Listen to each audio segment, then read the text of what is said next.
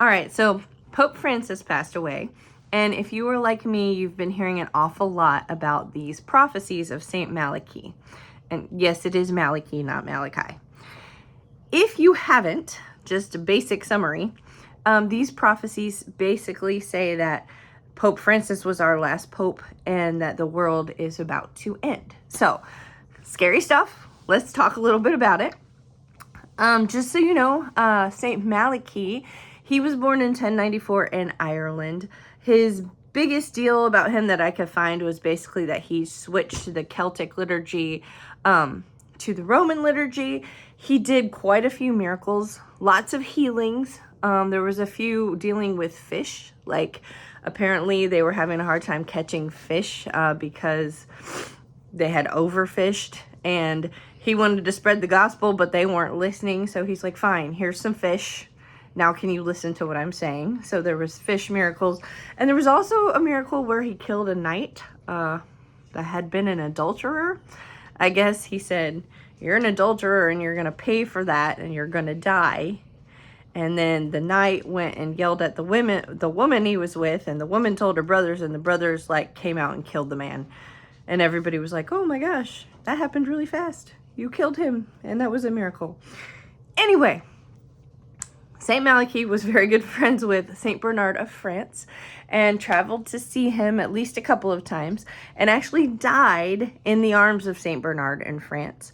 And Saint Bernard is the one that declared him a saint, and then it was confirmed by Pope Clement III. So he really is a saint. The story was that Malachy was given some visions of past, future, and present popes, and then wrote down these visions in about 112 short little snippets. And each of these little snippets is supposed to describe one pope. And then the last pope is Francis, and we'll get into that prophecy here in a minute. So is it true? Well, here's what we know, okay? The descriptions of the pope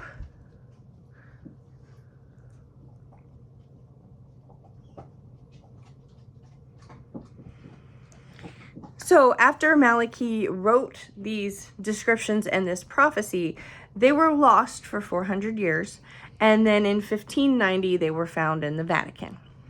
So is it true? What do we know? Okay, so we know that the descriptions of the popes before 1590 were very accurate.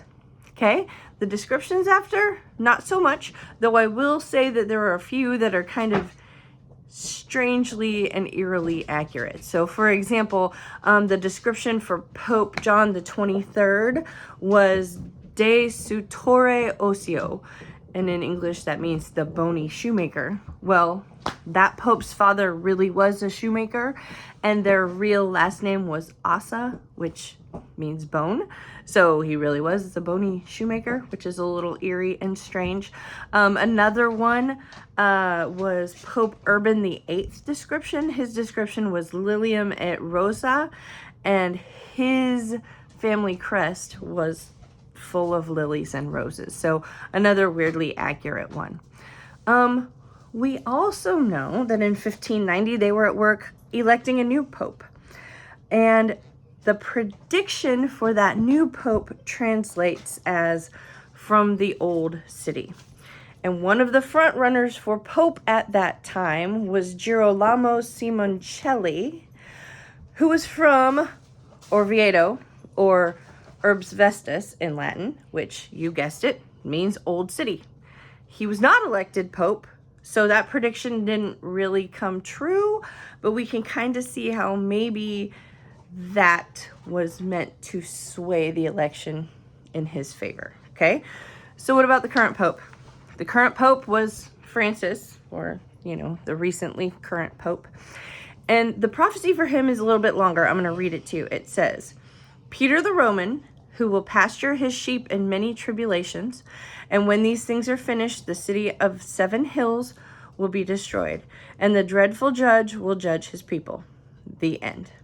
So just if you don't know, the city of 7 hills is Rome. And Peter the Roman is supposed to be Pope Francis. Does that fit? I don't think so. But the two arguments I have heard in favor of that fitting are that, one, Francis really is sort of Peter, sort of, because Pope Francis picked the name Francis after St. Francis of Assisi, whose father was Pietro. So that's where the Peter comes in. And then of the Peter the Roman, the Pope's family actually does have its historic roots in Italy. So some people are justifying it that way. Other people are justifying it by saying that basically every Pope takes the seat of Saint Peter, and so every Pope can be referred to as Peter, and then again going back to Italy. Really? So, does that fit with Pope Francis? I don't think so, but here are the arguments that I've seen made. Okay, so Francis chose his Pope name, Francis, based on St. Francis of Assisi, whose father was named Pietro, or Peter. The Pope's family has its roots in Italy, and people are saying that Pietro, St. Francis's dad, the Roman, because of Italy. Other people are arguing that maybe it is because every Pope technically can be called Peter because they're sitting on the throne of St. Peter. And again, we go back to the Roman thing with the Italian ties. So, I don't know. I don't think that it fits, but that is for you to decide. So I will tell you, most scholars now believe that the prophecy was a complete forgery. It was just made to help, to try and elect Simon Shelley as Pope. They failed, but they think that that's why it was made.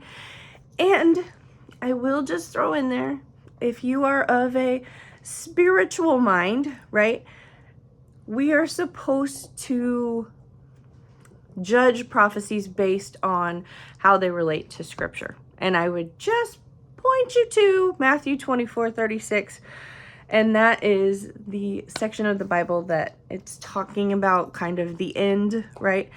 And Jesus actually says, "But of that day and hour no one knows, not even the angels of heaven, nor the Son, but the Father only." So he's saying even he didn't know when the world will end. So I feel like maybe this Irish guy from 1094 also didn't know. But what do you think? Let me know in the comments, and I will see you next time.